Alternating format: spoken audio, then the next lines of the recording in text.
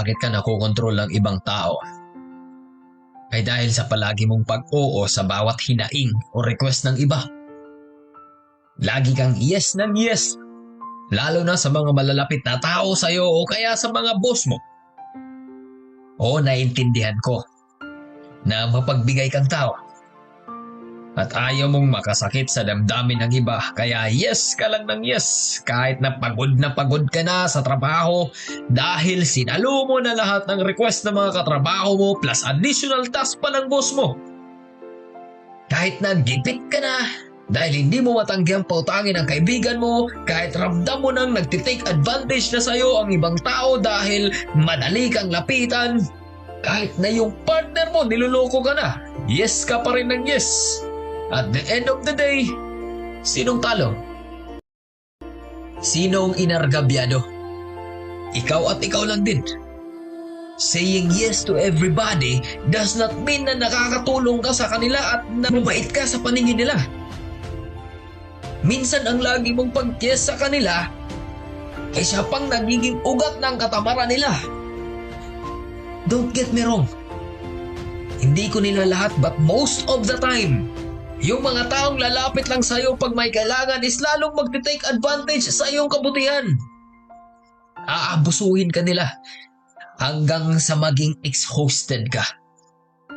Yung free time na meron ka na sana ay napunta pa pala sa iba. Yung energy at pera na para sa'yo sana ay nagamit patuloy ng iba. Kaibigan, sometimes you have to say no. Sometimes you need to stop them for them to learn and do those things na para sa kanila.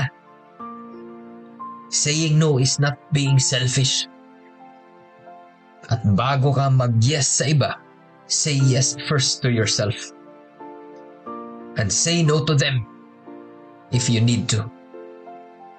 Hindi namang masama magsabi ng no kung talagang hindi mo kaya at kung talagang walang-wala ka at kung ramdam mo nang hindi na maganda ang intensyon nila.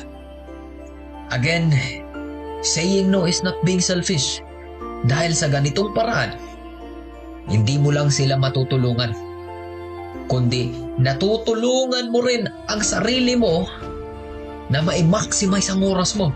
Natutulungan mo rin ang sarili mo kung paano i-manage ang mga priorities mo. Lahat tayo may oras, energy at abilidad. Handa ka bang ibuhos yan para sa ibang tao? Paano naman ang sarili mo?